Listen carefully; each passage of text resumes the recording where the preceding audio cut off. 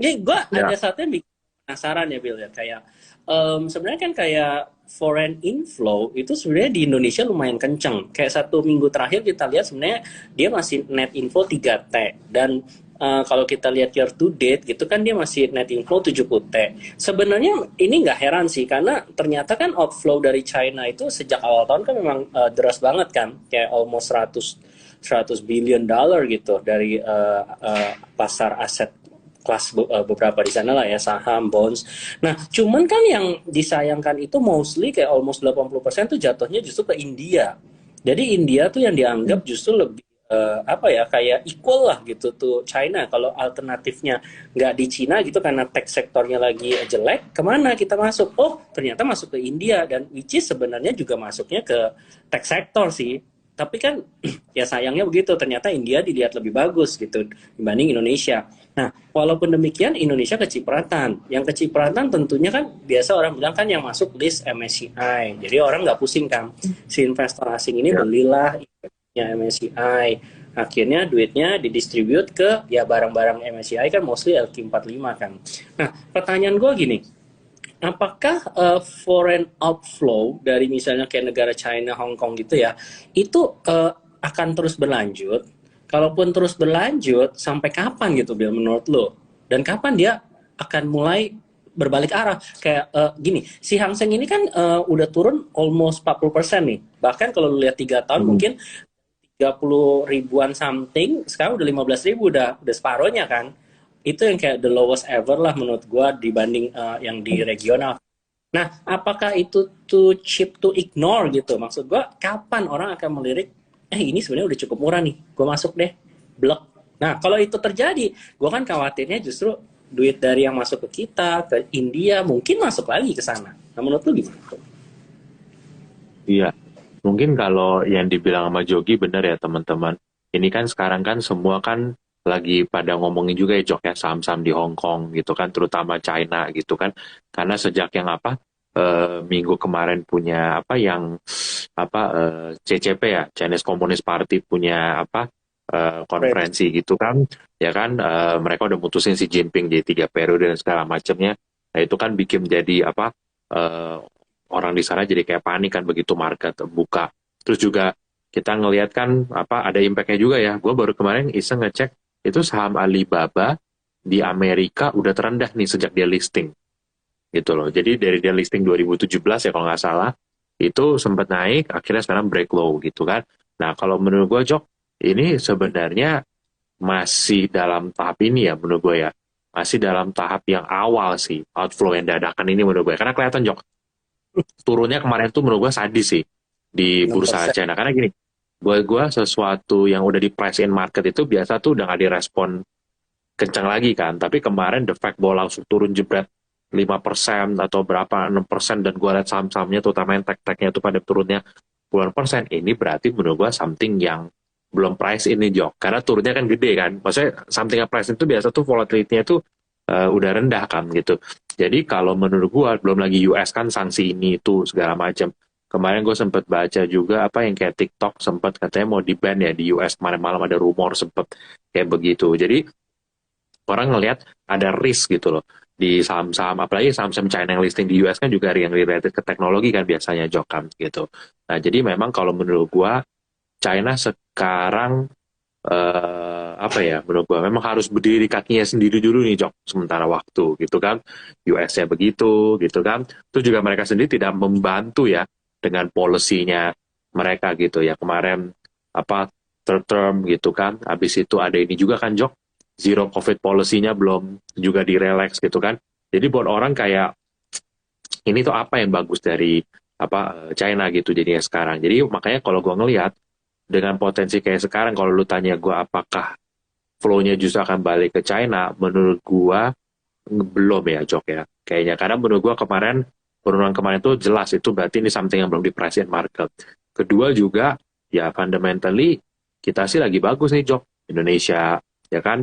Terus juga apalagi di India, lu tahu kan di India sekarang kan bobotnya lagi naik nih Jok karena barang-barang kayak Adani Group gitu kan lagi menggila semua di situ kan, sampai Mukesh udah sekarang ke Mukesh lagi si Gautam Adani kan sekarang jadi orang terkaya nomor 2 di dunia kan gitu kan.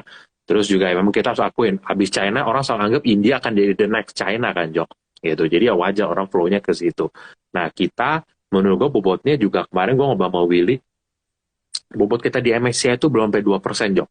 So, Oh, mungkin baru udah sekitar naik. 1,8. Ya. So, kita mungkin 1,8 sampai 1,9% gitu kan. Nah, jadi kalau emang kita makin outperform lagi, begitu bobot kita naik di atas 2%, menurut gue sih harusnya ini bakal ada impact lagi. Nanti kita bakal lihat lah. Kan ini MSCI ini November nih, bentar lagi nih Jok pengumuman. Ini hari ini tanggal berapa? 25 Oktober ya. Nanti kan pengumuman tanggal belasan November ya. Nah, itu kita bisa lihat tuh weightingnya naik nggak. Karena ini yang major rebalancing nih. Kalau yang bulan November sama Mei kan. Gitu. Jadi kalau bobot kita naik di situ, ya kita bisa lihat info lagi nih masuk ke saham blue chip lagi gitu. Oke, jadi sebenarnya dengan adanya penurunan indeks di Hong Kong gitu ya, Hang Seng, itu justru sedikit banyak ada berkahnya ya. Selain tadi lu Ya, bilang kan fundamentalnya juga kita lagi kebetulan bagus. Terus tadi ya, Abdullah juga sektor banking kan mulai keluar nih rilis laporan keuangannya terutama yang Big Four kan. Itu ternyata juga growth-nya year on year-nya bagus lah gitu. Lumayan above expectation juga ya, termasuk Go gitu dia sendiri juga profit, DBYB mulai profit gitu kan, jadi kayak betul. makanya itu mulai naik kenceng. Tapi menurut gua ya maksudnya kayak apakah ini juga tanda-tanda sebenarnya umum gitu kayak window dressing gitu nggak sih, kayak ya udah November Desember lu kan ketebak ya kan selama bertahun-tahun ya Hmm. memang begitu polanya. Menurut lo ini akan berlanjut sampai Desember nggak nih? Kalau lu lihat seasonality ya Jok ya, Desember selalu hijau. Itu benar. Tapi November itu bisa dibilang coin toss. Malah menurut gue lebih sering merah biasanya. Nah, tapi satu hal yang kita harus happy adalah kita sudah mendekati akhir Oktober nih. Ya kan? Nah, kalau udah mau, ini apa, akhir Oktober biasa apa Halloween ya orang bilang ya gitu kan. Nah, kalau lu trace back market dari tahun 1928 lah gitu sampai hari ini gitu. Jadi udah 100 tahun lah anggap gitu ya. Market tuh paling sering di reset itu bottom di bulan Oktober. Nah, kita selama 100 tahun ini kan udah ngalamin banyak hal ya, Jok ya. Yang namanya tahun ini kita alami cuma inflasi sama krisis energi itu menurut gua something yang di masa lalu tuh banyak yang lebih parah lah. Perang dunia lah, ya kan, Hmm. Global Depression lah 1929, subprime mortgage 2008. Itu semua bigger, COVID kemarin juga gitu kan, segala macem. Dan kita semua bisa ngelewatin kok itu. Jadi ya maksudnya balik lagi, kita kan nggak pernah tahu pasti ya market bottom di kapan. Tapi looking at the apa historical chart, looking at the historical punya data, bulan Oktober biasa jadi bulan favorit market bottom selain September ya, September Oktober gitu. Nah jadi menurut gua balik lagi kita nggak bisa jamin pasti, tapi kita kan di saham itu mainnya probability ya. Probability-nya harusnya kita udah melihat hal-hal yang buruk itu tuh udah lumayan lewat lah Jok. Jadi harusnya ini ke depan tinggal sisa November Desember ini sisa-sisanya aja gitu. Dan kalau gue lihat juga historical juga balik lagi ya, tahun ini memang semua historical kita harus apa 50-50 lah kita anggap. Tapi kalau kita lihat sejarah ini kan mid mid ini ya mid election kan ya di sana kan ya di US kan gitu kan udah 2 tahun. Nah tahun ketiga Jok biasa itu tahun yang paling strong. Biasanya kayak Hmm. begitu historical. Kalau kita baca jadi di mid election year tahun ketiga dari presiden baru itu tuh biasanya tahun yang paling strong kinerja marketnya. Nah, so ini kan setelah lewat November 2022 ini kan kita masuk tahun ketiga Biden kan. Nah, we will see apakah kita benar-benar akan masuk ke yang strong apa seasonality trend. Jadi ya kalau lu tanya gue in short summary ya menurut gue harusnya market sudah mulai price in lah ya hal-hal yang jelek apa segala macam. Toh kalau lu lihat apa The Fed kayaknya sudah mulai kasih sinyal sedikit ya Jok ya. Mereka akan mulai slow down gitu kan. Bahkan mereka udah mulai discuss nih Desember mau naik 50 apa 75. Jadi kelihatan pace-nya naiknya udah mau selesai sekitar Desember atau Januari ini and then they will hold gitu loh sementara waktu. Oke, oke. Jadi ya harusnya resesi justru makin banyak diomongin, tapi harusnya udah makin price in lah ya. Tinggal lihat yang bagus-bagusnya nanti. Oke, Iya, nyambung tentang banking lagi. Tadi kan performanya juga cukup bagus. Dan belakangan gue lihat gini, sentimen positifnya tuh justru datang dari yang si regulasi pemerintah ya tentang DP 0% untuk properti dan otomotif. Itu kan masih dilanjutin sampai 2023. Bukan nggak iya, mungkin nanti lanjut gitu kan, since itu juga mempengaruhi unit bisnis yang besar banget kan gitu kan. Nah, menurut lu iya. dengan nol, orang akhirnya jadi beli gitu, misalnya properti ataupun otomotif, kan orang 70% juga nyicil gitu ya, misalnya ya. Hmm. Eh, jadi itu akan mendongkrak nggak sih kayak kredit growth-nya di perbankan gitu, at least untuk sampai Q4, Q1 tahun depan gitu, itu masih bagus nggak menurut lo? Walaupun dengar-dengar katanya LDR itu sebenarnya mulai mulai ketat ya. Jadi kalau LDR-nya naik tuh likuiditasnya berkurang kan harusnya NIM-nya turun ya, kayak marginnya ya, Hmm. benar nggak? Hmm. Ya, oke. Kalau ditanya apakah properti harusnya tahun depan oke, menurut gua ada chance Jok. Karena gini, tahun ini pun ya penjualannya sebenarnya nggak jelek-jelek banget kan mereka kan gitu kan. Terus sama impact komoditi itu emang biasa butuh beberapa waktu Jok untuk sampai akhirnya ke masyarakat. Karena yang selalu gue bilang, contoh tahun 2009 sampai 2011 itu komoditi kan boom kan sejak yang habis global financial crisis naik lagi kencang. Tapi waktu itu saham properti belum gerak-gerak kayak gimana, Jok. Masih dia, Mbak Jose, naik sih, tapi maksudnya bukan yang outperform the market. Tapi justru pada saat komoditinya udah peaking, turun di awal 2000, tengah 2011 lah, mulai turun. Nah, di situ justru propertinya tuh boom waktu itu ya. Kalau gue ingat waktu itu kan 2011 waktu itu kita lihat the rise of kayak apa Alam Sutra, Sumarekon, BSD kan sahamnya naik sampai 2013 2014 itu kan.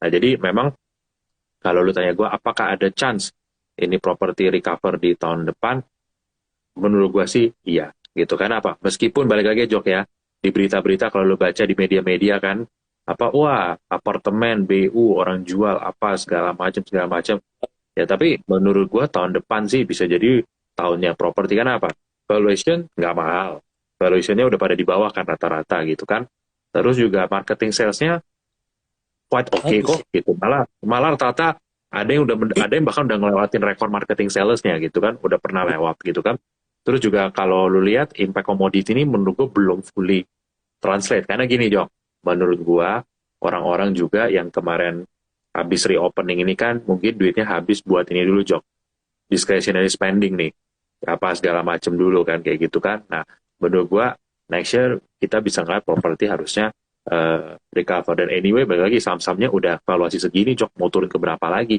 itu gua ngobrol kayak sama Life Property kita si Karel gitu kan ini diskon tuh NAV-nya semua udah parah men udah dikasih diskon nggak ada yang 70-80% dah kan dari NAV-nya pada saat lagi bullish kita kasih diskon NAV mungkin 50 doang atau bahkan 40-45% gitu ini udah diskon 80 loh gitu jadi menurut gua at this point ya harga sahamnya sih sudah menarik ya sebenarnya cuma balik lagi bukan berarti naik besok ya atau apa ya I mean kalau mungkin dalam jangka menengah harusnya di harga sekarang sih valuasinya udah menarik sih menurut gua gitu. Hmm.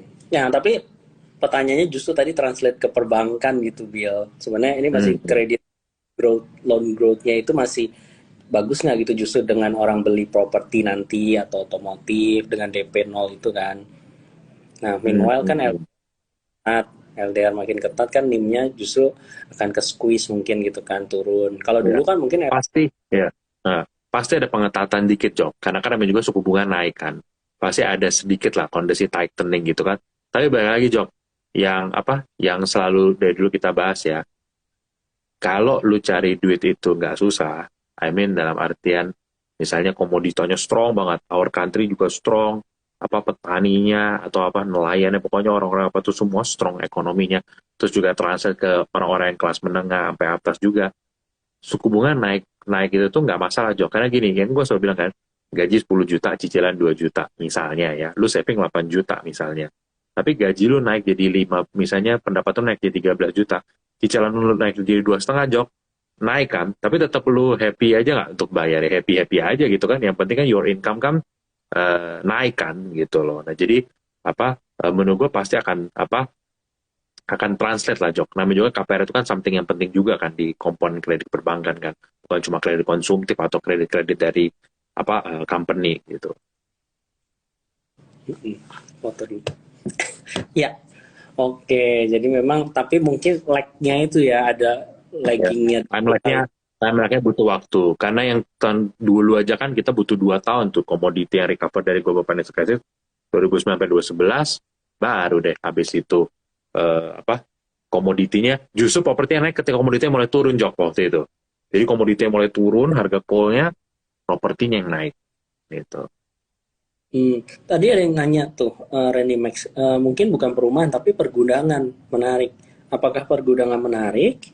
Itu tergantung ekonomi cycle ya. Maksudnya kalau saat kita growth ekonominya kencang, ya orang akan buka lahan industri dan beli tanah gitu kan di pergudangan or lahan industrial estate. Tapi kalau enggak, ya mungkin lesu juga gitu ya. Korelasi gampangnya gitu ya, Bill. Kemarin FDI kita kan naik tinggi kan tuh. Yang kemarin barusan report yang kemarin FDI kita tuh benar-benar naiknya tuh tinggi banget. Berapa ya? 60%-an ya kalau nggak salah ya naik. Nah tapi itu kan mungkin kan masih yang di related to commodity kan. Tapi kalau tren ini berlanjut ini bakal jadi berita bagus juga Jok buat saham-saham yang itu loh. Industrial land. Ya mungkin yang kayak BES, kayak Sesia dan segala macam-macamnya itu ya akan ada impact ke situ juga gitu nanti. Tapi ya baik lagi ya sektor properti menurut gua maksudnya developer-developer yang udah lama ya mungkin balik lagi evaluation-nya udah murah tapi mungkin mainnya belum sekarang nih Jok gitu tapi kalau lu beli sekarang resikonya cukup rendah menurut gua gitu ya lu kalau mau bet di daerah yang lagi mau boom Jok pick 2 misalnya kayak lu beli sono kayak gitu kan ya menurut gua itu daerahnya kan boom gitu loh if you look at the project map-nya atau apa ya itu gitu tapi kalau project yang lain ya menurut gua good tapi maksudnya apa yang bener-bener menurut gua punya potensi jadi new ini sih ya menurut gua daerah situ sih gitu loh. Yang lahannya masih cukup banyak untuk digarap gitu ya. Jadi bisa Iya, jual. betul, betul. Dan itu kan kalau lu lihat dari apa project roadmap-nya ke depan ya inilah udah kayak ini kan campuran Bali sama apa ya sedikit Singapura ya mungkin gue bilang ya campuran Bali dan sedikit Singapura gitu. Ya, dilanjutkan apa jagoan properti Kobili gitu Aditya tuh. Terus di Wah, bawah jangan disebut ya. Jangan disebut nanti dipikir pom-pom. Ya, sahamnya kurang liquid soalnya. kabar untuk kabar. Jangan disebut. Jangan Nah, ya. disebut deh. Oh, Terus Bill, jadi apalagi nih yang kayak menarik itu mungkin global gini ya, maksudnya yang kita belum ekspektasi apakah mungkin ya someday misalnya ya Taiwan, China itu kalau perang beneran, nah itu kan sebenarnya hal-hal yang kita nggak tahu. Terus Credit Suisse gitu kan, apakah benar-benar collapse, akhirnya sistemik di Europe, nggak tahu. Nah, ya. itu kan jelek-jeleknya ya, tapi maksudnya udah terprice in atau belum gitu? Atau someday kalau itu kejadian ternyata ya itu yang menimbulkan tahun depan beneran resesi gitu. Tapi reasonnya itu gitu loh. Dia. Kalau lu tanya gue misalnya kredit itu sudah price apa belum? Ya kalau kita collapse ya market pasti akan react, Jok. Pasti akan bereaksi gitu. Karena kan orang mungkin ada yang mikir ya, maksudnya kita kan tahu ya selama ini di Swiss sana itu kan eh, apa tempat nyimpen duit orang-orang safe haven lah gitu kan. Tiba-tiba ada satu bank yang collapse, menurut lu yang akan terimpact kredit system apa? All the Swiss banks. Bisa jadi all the Swiss bank gitu kan. Kenapa? Semua yang naruh duit di sana akan mikir, wah, satu bisa rontok nih akhirnya gitu kan. Nah, jadi menurut gua harusnya Swiss akan maintain ya status si kredit Swiss ya, menurut gua ya gitu ya. Karena maksudnya akan jadi bad image saja sih Jok kalau sampai kredit Swiss kenapa-kenapa gitu loh. Karena ini akan impact ke yang lain takutnya gitu kan. Nah, terus apa tadi lu tanya soal Perang. recession ya kayak misalnya China, Taiwan. Ya kalau lu, gue sih kemarin ada baca apa yang Navy punya SEAL ya, SEAL punya jenderal ya, bilang pokoknya kayaknya China bakal attack Taiwan within the next 2 years ya katanya kayak gitu kan. Ya baik lagi kalau itu kejadian itu juga di risk job menurut gue di market. Tapi ya baik lagi kita kan nggak tahu ya, yang tahu kan cuma Xi Jinping doang kan, apakah dia akan menyerang atau enggak gitu kan. So menurut gue udahlah ya itu nanti lah kita pikirin gitu kalau emang apa ini gitu. Nah jadi kalau lu tanya balik lagi jawabannya ya kalau soal yang recession ya menurut gua kalau lu lihat dari model apapun next year ya kalau secara angka memang resesi very possible Jok. Secara angka ya. Tapi kan masanya minus berapa dulu Jok GDP-nya. Kalau cuma resesi satu quarter terus itu pun GDP juga cuma minus berapa? 0,5% gitu kan atau 1% ya menurut gua penurunan market selama berapa bulan terakhir ini udah cukup bikin mulus Jok itu udah modern pricing lah menurut gua untuk resesi yang cuma mild recession. Nah, jadi dan sekarang sih konsensus masih mild recession ya Jok ya. Jadi menurut gua unless kita bakal enter big recession, menurut gua penurunan di harga sekarang udah lumayan price in a lot of factor sih. Itu kecuali tiba-tiba Credit Suisse bangkrut, China attack Taiwan, atau yang terakhir ya kalau misalnya resesinya jadi gede gitu loh. Oke oke. Jadi kalau sebenarnya kalau cuman ya di awal-awal doang mungkin itu impactnya Iya. cuman ya, tapi kalau ternyata Mm-mm. berlanjut ya tinggal lihat seberapa damage-nya terhadap global aja gitu ya. Mungkin nanti Iya. orang realistis juga ya. Nah, Bill, kayak di portofolio model kita di Trimegah itu kan kita menambahkan dua stock pick gitu. Yang pertama ada Mayora dan ada Mika ya, Rumah Sakit Mitra Keluarga. Nah, ini dianggap kan lebih resilient lah terhadap kondisi ketika misalnya kalau benar-benar ada penurunan ekonomi growth gitu ya, atau mungkin resesi dua sektor ini kan mungkin Mayora dianggap di sektor consumer good dia lebih safe karena targetnya agak lebih ke middle up. Jadi yang which is dia punya buyer juga nggak terlalu terpengaruh nih kalau misalnya income itu agak turun gitu. Pembelinya lebih loyal gitulah. Masih bisa beli gitu kan. Nah kalau rumah Hmm. sakit ya kita kan maksudnya anytime gitu orang akan tetap sakit gitu, dan sekarang mungkin ya balik lagi orang lebih berani ke rumah sakit since COVID itu justru mereda gitu, orang jadi berani praktek ke rawat jalan lah gitu kan. Ya, Nah, betul. view tentang dua saham itu you prefer yang mana? Iya. Ya sebenarnya apa lo harus tanya Willy itu mana lebih bagus Will, karena kan Willy yang bikin model portfolionya gitu kan. Cuma Baik. intinya sih kalau gue bilang Mayora tuh strongnya gini juga karena kan ekspornya juga bagus kan Jok, terkenal karena ekspornya kan kalau Mayora kan. Nah sekarang kurs rupiah kan 15 berapa, 15,6 kan, so it's helping apa salesnya mereka udah pasti gitu kan. Tapi kalau lu tanya gua, kalau kita mau apa expect dolar di harga sekarang, terus juga kita expect komoditi soft komoditi nggak naik lagi nih Jok, ya namanya gandum apa kopi apa segala macam nggak naik lagi ya kan, ya gas berarti kan bisa turun gitu kan.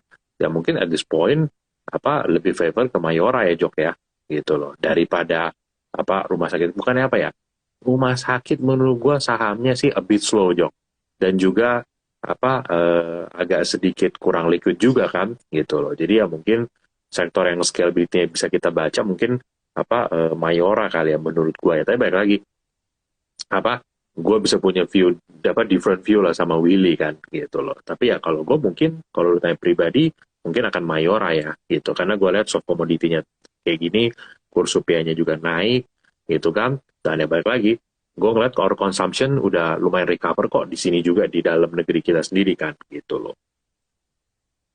Oke, ya menarik sih. Di meja kita juga selalu ada Kopiko ya. Jadi ya kayaknya itu barang laku ya. Nah, Iya. ini nih Bill, bahas tentang ada update nggak tentang Antam dan Harum? Nah, kalau menurut gua dua ini kan nickel play ya Jok ya.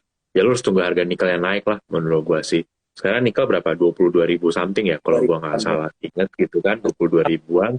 Ya, tapi balik lagi ya yang apa gua selalu baca juga dari research house apapun gitu kan. Ini tuh kita tuh dalam kondisi yang nggak aman juga nih Jok in terms of apa ya metal security gue bilang gitu ya copper ya aluminium dan nikel dan segala macamnya. Kenapa kita butuh harga komoditasnya itu jauh lebih tinggi daripada sekarang Jok untuk apa ibaratnya menstimulat orang mau invest di supply yang baru gitu. Di copper itu produksinya tuh apa orang bilang ini lama-lama 2025 nggak nutup sama demandnya gitu kan. Aluminium ini gara-gara kemarin krisis listrik kemarin Jok di Eropa kan banyak tuh produsen aluminium sana shutdown semua itu kan Ya, shutdown dan bukan berarti sekarang energy price udah agak turun dan mereka langsung buka loh. Mereka tuh kan bukan kayak buka warung bos, hari ini kayaknya mau buka berapa terus tutup gitu kan.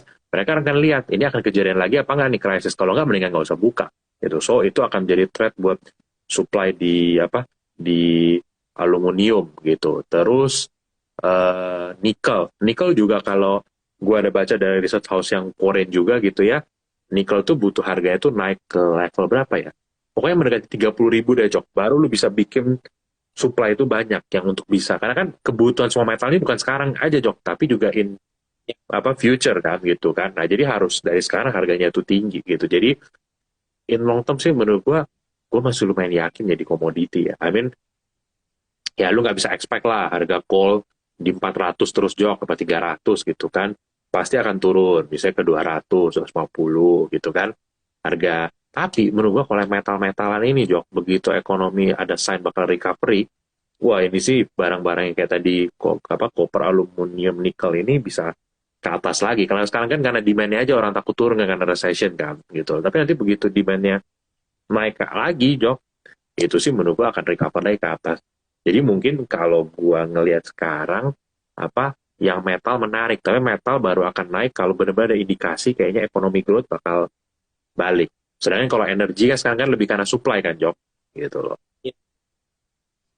Atau misalnya sekelintingan tentang zero COVID-nya Cina dilonggarin lagi. Iya, Nah, mungkin hal-hal menurut gua itu ya. betul. Kalau menurut gua benar. Menurut gua kalau zero COVID-nya itu dilepas, Jok, menurut gua metal yang akan outperform energi daripada energi. Jadi yang kayak oil coal itu akan minggir dulu, yang metal base yang akan naik gitu. Oke, menarik ya. Nah, kalau misalnya dari pergerakan berapa hari ini, Hmm. ada nih saham favorit sejuta umat nih, kita bahas dikit ya. Kok kayaknya kan pelan-pelan naik gitu ya. Kemarin si Bumai nih ya, 160-an, terus sempat 190-an. Sebenarnya dia on track nggak sih untuk jangan bentar lagi mungkin break 200-nya ini? Menurut lo gimana? Padahal kan isu udah nggak ada ya. Ini mungkin udah lebih tenang. Berita-berita juga sebenarnya corporate actionnya udah done gitu kan. Cuman apalagi gitu ya, kenapa dia naik gitu Bill? Ya. Ini hari ini Pak Antoni Salim ulang tahun loh. Mungkin hadiah buat beliau kali. Harganya naik udah mendekati 200 kayak gitu kan. Ya lah. Tapi menurut gua gini, yang harus kita tunggu bumi itu entah kan keluar laporan keuangan juga tuh Jok kuartal 3 gitu kan. Nah, kita bakal ngeliat nih kuartal 3-nya sebagus apa gitu. Karena kalau jujur ngomong, meskipun kalau lihat first Q, second Q itu kelihatannya tuh bagus, tapi harusnya bisa better daripada itu sih.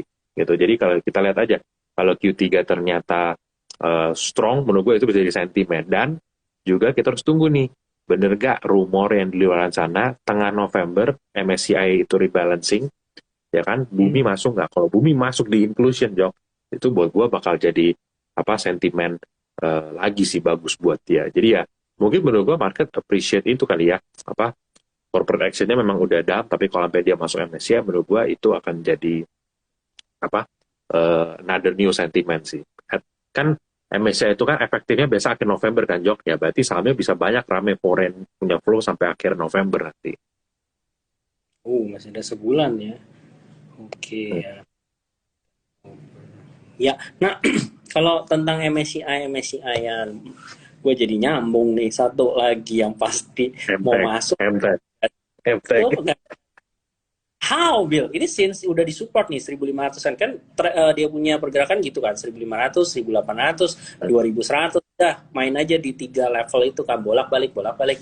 Nah, ini benar-benar disupport kelihatan agak naik nih. Sempet lah mau deket 1.600 tapi ya konsol dikit. Nah, ini sebenarnya good bad-nya gitu. Maksudnya kalau kita beli sekarang untuk berharap dia masuk MSCI nanti kita keluar lepas di sana. Itu betting yang bagus nggak? Menurut gue, Jok, ini kesempatan ini terakhir, bukan kesempatan terakhir maksudnya. Ini kalau nggak masuk lagi sih keterlaluan sih, Jok. Lu mungkin kayaknya harus mandi kembang, Jok. Kenapa 3 kali nggak masuk? Padahal dari segi hitungan, segi transaksi itu tuh harusnya udah masuk berkali-kali gitu kan. Tapi gue juga bingung nggak lolos terus. Tapi anyway, dulu kan kayak Tebik juga begitu kan. Tebik kan juga begitu kan. Orang pikir masuk, nggak masuk, masuk, nggak masuk. Tapi akhirnya eventually yang ketiga atau keempat masuk kan. Jadi menurut gua sih worth it ya untuk spekulasi ya. Kalau sampai yang kali nggak masuk juga, Jok, udahlah, lu mendingan jual aja barang lu tunggu selanjutnya aja. Daripada lu nunggu bulan Mei, Jok. Kelamaan, Jok, nanti lu tunggu bulan Mei baru MSCI rebalancing major lagi gitu. Tapi menurut gua good bet sih. Menurut gua good bet. Oke itu ya. Biasa kan kalau mendobrak, dobrak, dobrak ketiga kali biasa bisa gitu ya. Iya. Oke, ada spesifik sektor nggak Bill yang lu lihat menarik? Gue ingat terakhir lu kan ngomong tentang yang related to supporting oil and gas gitu ya. Iya. Kayak lebih Iya. uh, Iya. ya, Iya. Menurut gua masih suka sektor itu, Jok. Gue masih suka sektor itu. Karena kenapa? Paling simple, gue ngeliat di global. Karena gue selalu percaya Jok, tren di global, nyam, itu eventually akan nyampe ke kita. Even yang dulu kita tech wave kan, saham tech di US dulu kan naik kan, baru nyampe ke kita kan, gitu loh. Nah jadi, gue perhatiin OSV player terbesar di dunia, itu yang Tidewater. Mungkin teman-teman bisa cek kode sahamnya TDW. TDW itu di New York Stock Exchange. Tidewater itu per Jumat kemarin Jok, itu all time high. All time high Oh, maksudnya gini, bukan all time high bener-bener. Maksudnya all time high dalam 4 tahun terakhir, itu kemarin. Nah berarti apa? Laporan keuangannya jangan dipikir udah bagus loh, masih rugi. Even sampai second Q, itu masih rugi. Nah kan, jadi maksud gue jangan gini loh, orang lihatnya kayak Wintermar, Logindo, semua masih rugi loh. Yang biggest player in the world juga si siapa Tidewater juga masih rugi bos sampai kuartal 2-nya kan. Ya, tapi market by expectation Jok, gitu kan. hmm. Pasti emang market udah beli ngepush sampai ke atas gitu, ya gua rasa udah pada tahu lah di sana kan. Even Tidewater sendiri bilang kan apa, rates mereka tuh lagi naik loh, dan kuartal 2 kemarin 2022 menurut mereka akan jadi titik balik mereka setelah 8 tahun menderita Jok, katanya.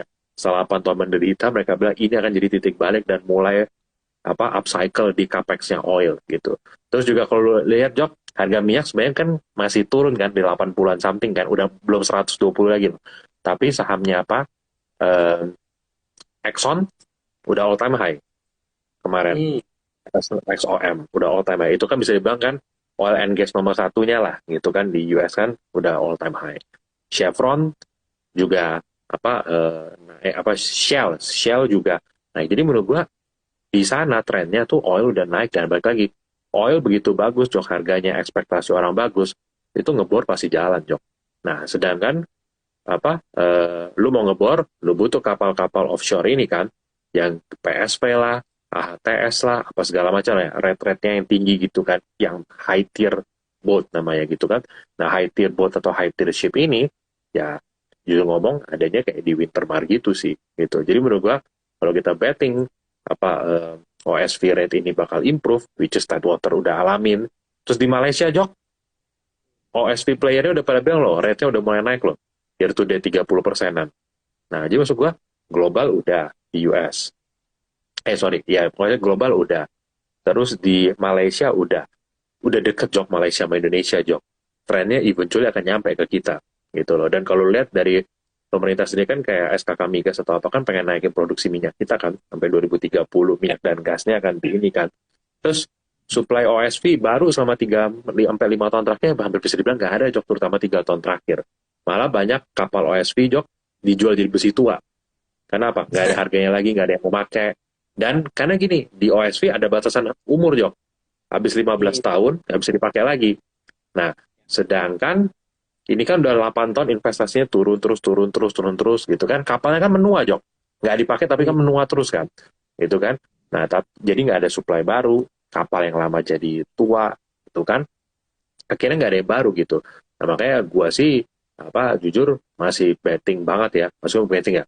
Maksudnya gue lumayan punya conviction dari sektor ini gitu loh. Begitu nanti kita ngelihat apa capex di oil ini cycle-nya tuh mulai, OSV rate udah di global naik, di Malaysia naik, kita tinggal tunggu waktu aja Indonesia nih apa rates-nya naik dan itu akan reflect di laporan keuangannya. Itu sahamnya sih harusnya bakalan Ya, mengappreciate ya gitu kinerjanya. paling 6 bulanan sampai setahun gitu ya, Bill ya, waktunya ya. Iya, iya menurut gua ya lu harus gitu lah, apalagi ya kan balik lagi gue bilang ya, lu kalau lihat gerakan kayak Wintermar sama Logindo, ini bukan saham yang gampang loh sebenarnya. Dia pagi bisa memberi lu kebahagiaan, sore memberi lu kesedihan gitu. Dari kayak udah mau arah bisa jadi merah lagi tuh barang gitu kan. Jadi ini not an easy talk gitu kan kalau gua mau bilang gitu ya. Tapi maksud gua ya apa? Ya bumi juga begitu gitu kan. Pagi kadang-kadang kasih lu happy, sore dia bikin lu apa jadi nyesel gitu kan. Tapi kalau lu pegang jangka menengah harusnya sih menurut gua sih oke sih gitu. Saya. Ya, ya, ini sambil gue lihat market Dow Jones sih tipis-tipis aja ya, minus 0,11%. Tapi meanwhile Ya, Nasdaq-nya 6. Jadi ya agak mix up aja. Apalagi iya. yang menarik? Berapa? Teman-teman ada yang mau tanya saham. Nadia ada yang tanya saham Cleo. Kenapa dia naik terus? Kenapa tuh, Bill? Bukan. Wah, Oh, karena Bill, karena air di Indonesia tercemar tinja tinja. semua. Jadi beneran.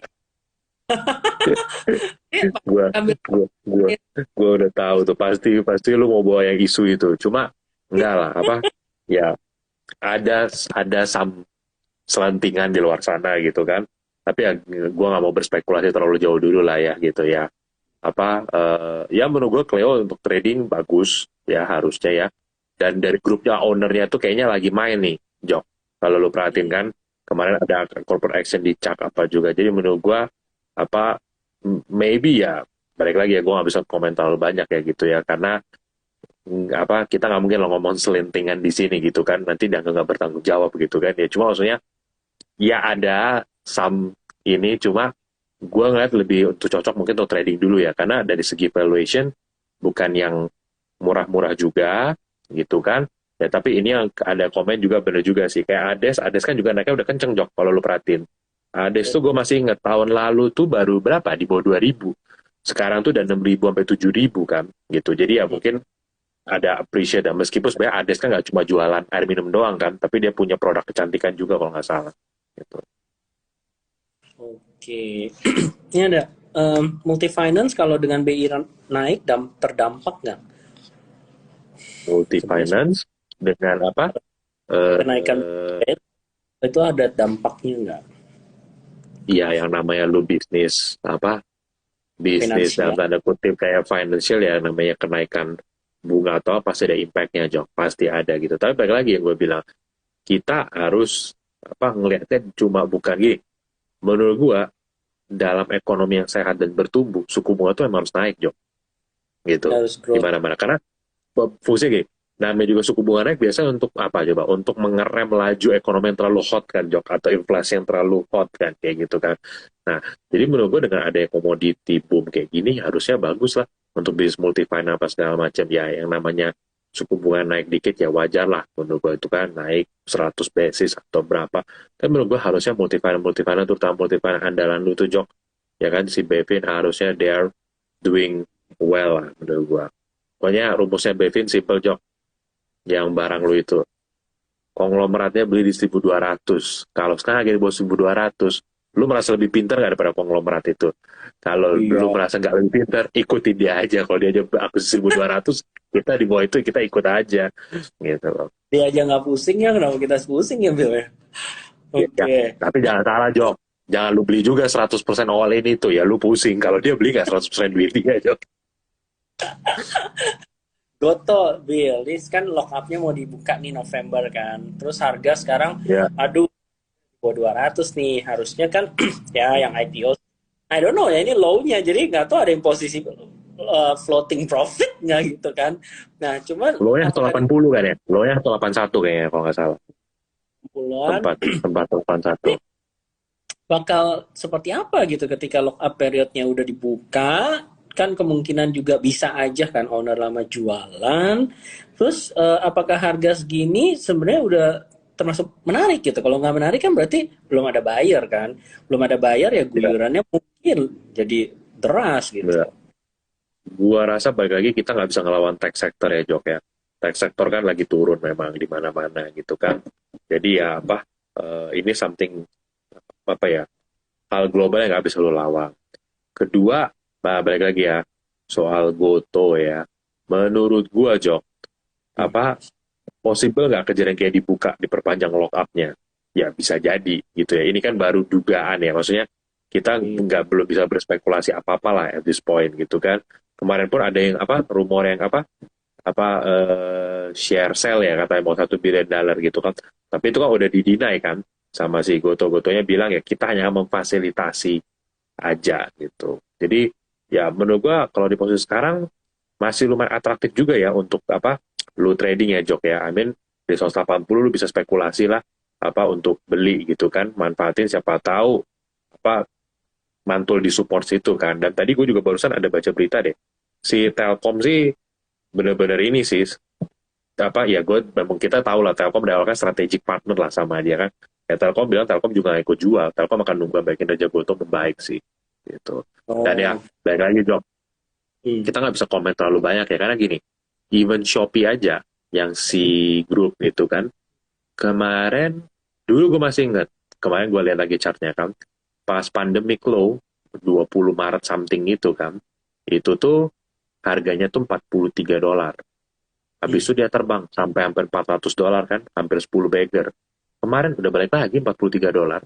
Jadi bisa dibilang all rally selama pandemi itu udah hilang, tambah pula dia posisinya balik ke low pas pandemic gitu. Jadi ya maksud gua, ya susah ya lawan ya maksudnya gitu ya. Ya maksudnya Goto nih di apa ngelawan regional juga kan nggak bisa juga kan. Maksudnya regionalnya kan begitu ya gimana pun akan ngikut. Tapi ya balik lagi Jok ya, kalau memang ekspektasi the Fed-nya itu udah selesai, ya kan, tech-tech pada mulai recover di US, eventually menurut gue Grab recover, Shopee recover, ya eventually barang-barang kayak Goto ini akan recover juga gitu.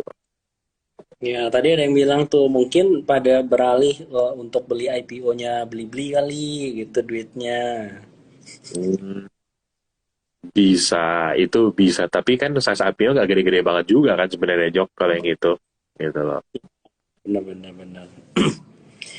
Nah, jadi gitu ya. Memang Goto tuh ya spek-spek aja. Cuman kalau misalnya dilihat kayak chartnya ya kalau misalnya yang all time low gini kan sebenarnya belum menunjukkan reversal kan agak spek banget kan kalau kita beli kan. Kecuali nunggu reversal 2 candle, 3 candle itu lu masih telat dikit tapi masuk justru masih lebih aman gitu karena ngikut swing ke atas daripada masuk nebak-nebak bottom karena kita nggak pernah tahu bottomnya sebatom apa itu yang sulit ditebak gitu ya.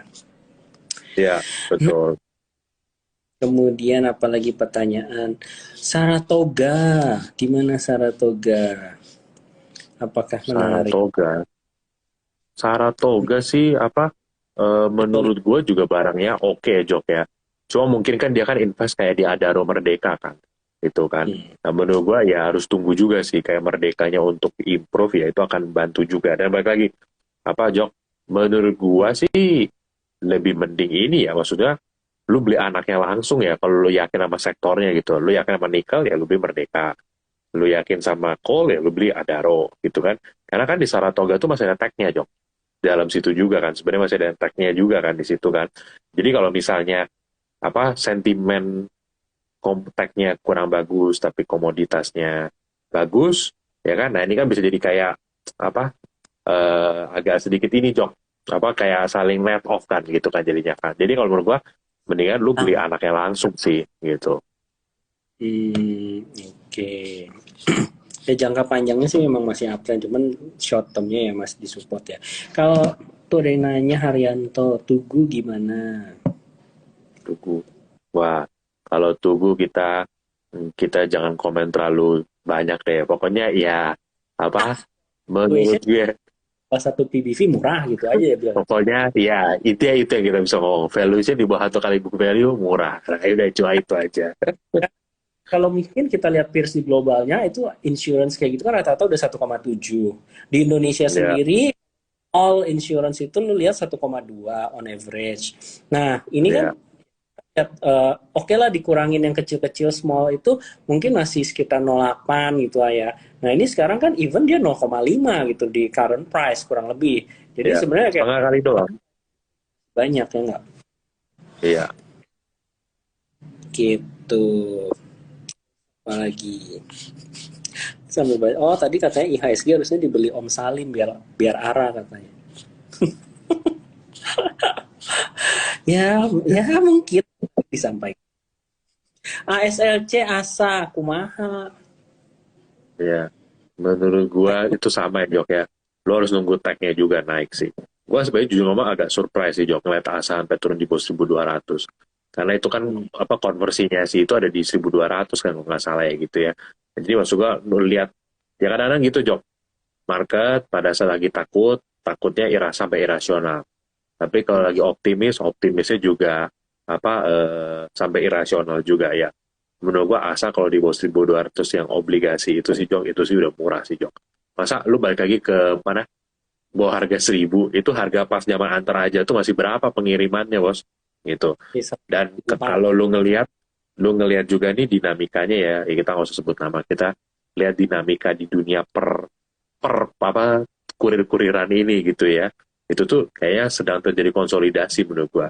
Itu kan sedang terjadi konsolidasi dan very possible bisa aja ada yang lu nggak pernah tahu, ada yang bergabung atau apa gitu kan. Nah itu menurut gua sangat possible sih gitu. Jadi ya kalau sampai yang bertahan itu bertahan, ya valuationnya dia bisa ini dong, naik dong. Karena apa? Market share-nya kan diambil dia lagi kan jadinya kan gitu loh. Oh, yang winners take all gitu ya. Iya gitu. Oke. Tadi nanya MPMX Bevin sebenarnya gue dejavu ya harganya sama terus gitu kayaknya. Satu naik, yang lain naik. Satu Ya, turun, lain ya. turun. Gue Tiap kayak minggu, tiap minggu lu bosen jok liatnya. Live minggu ini harganya segitu. Live minggu depan harganya segitu lagi. Bulan depan lu live harganya segitu lagi.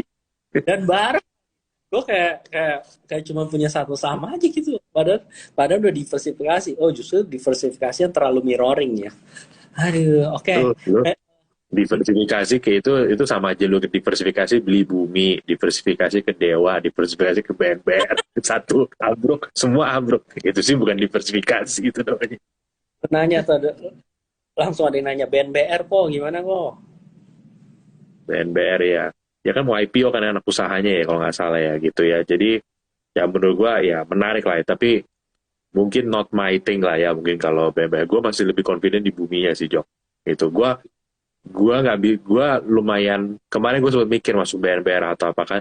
Tapi begitu gua lihat dari 80 dia bisa ke 50 Jok. Waduh yang ini serem juga bos, cara mainnya masih kayak yang booming setahun 2 tahun lalu gitu kan. Jadi ya gue cari yang lebih defensif lah gitu. Ya, oke. Em, apa ini? Oh, Piala Dunia. Ini kan balik lagi kayak tadi ke MTech SCMA ya. Mungkin ada tadi Iya. pengaruh MSCI itu sudah gitu ya. Sekarang ada juga Piala Dunia. Pengaruhnya pasti ada lah ya, Bill ya. Maksudnya kan kayak pendapatan iklan dia juga akan naik dan lain-lain. Cuma balik lagi Iya. tadi kata related ke tech mungkin ya masih belum segitu favorit gitu ya dibanding mungkin masih komoditi atau perbankan yang sekarang ini gitu ya. Iya. Ya, Piala Dunia mulai kapan ya? Bulan depan ya, Jok ya? Tengah November ya? Oh iya ya, minggu depan. Akhir-akhir November sampai tengah Desember ya, gitu. Ya, ya, ya. Harusnya ya impact-nya bagusnya kayak ke SMA gitu sih, benar sih. Yang kayak Ya. gitu-gitu. Makanya nontonnya nontonnya lewat SCTV atau beli paket video, jangan malah nonton dari streaming ilegal. Terus nanya kenapa SMA gua nggak naik kayak gitu loh. Lu aja nge-streaming dari streaming Arab kayak begitu, ya nggak dapet duit gitu kan. Kita nonton bolanya lihat yang di itu yang di website apa jadi gol apa komentator baca doang. Oke, oke. Kenapa MNC murah banget? Karena dia Ya, punya RCTI yang lumayan subscribernya juga kan. hmm, ya. Menurut gua, kalau lu tanya grup yang itu, wah, gua nggak bisa komen banyak sih, Jok, kalau soal yang itu.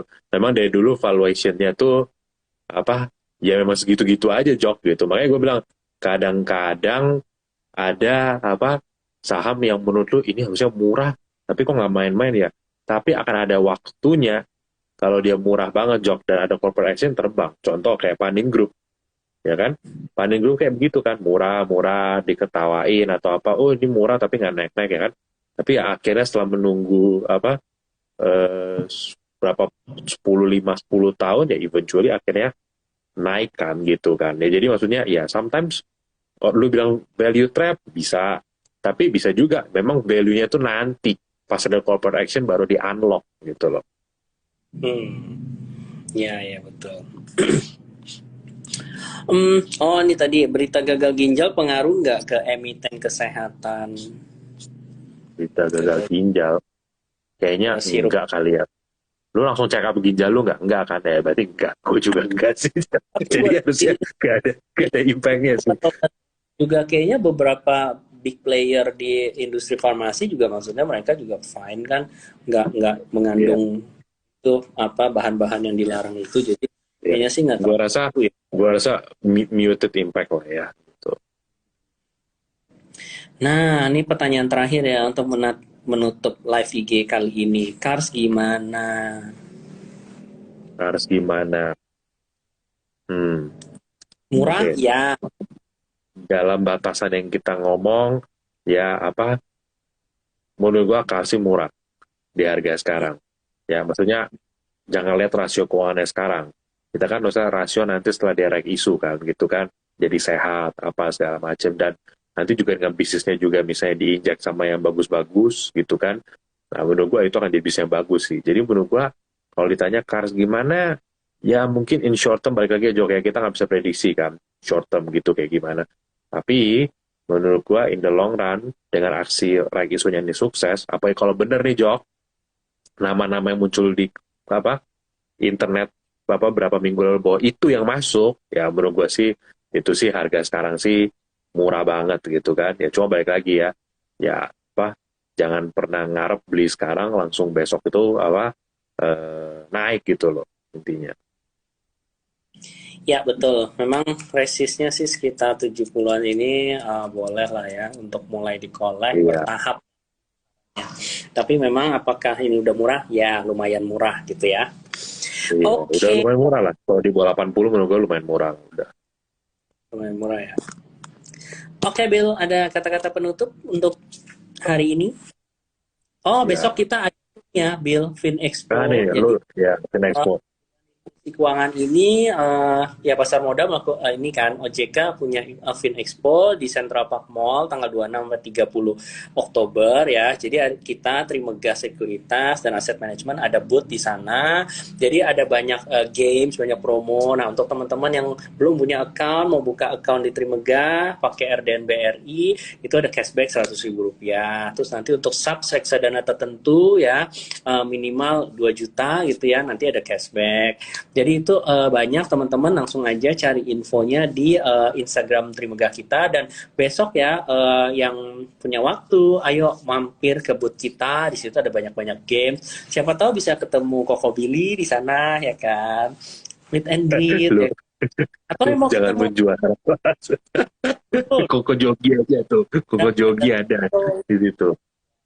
banyak lah nanti Trimegah gitu akan inilah ya turun gunung lah ke sana. Pokoknya datang aja.